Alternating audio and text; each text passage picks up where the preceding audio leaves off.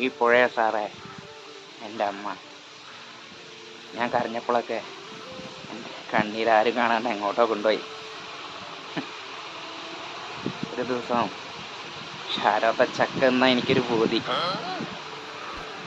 ഞാൻ ദിലീപിനോട് ചോദിച്ച് ലീവ് തരാൻ പറ്റില്ലാന്ന്.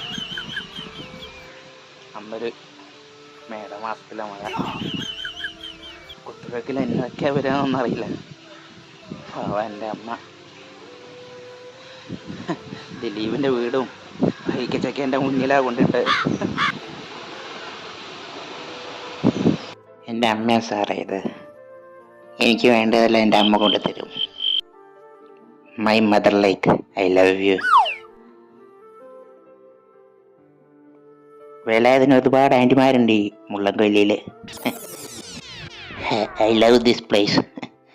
നാരായണന്റെ ചെറുക്കനെന്താ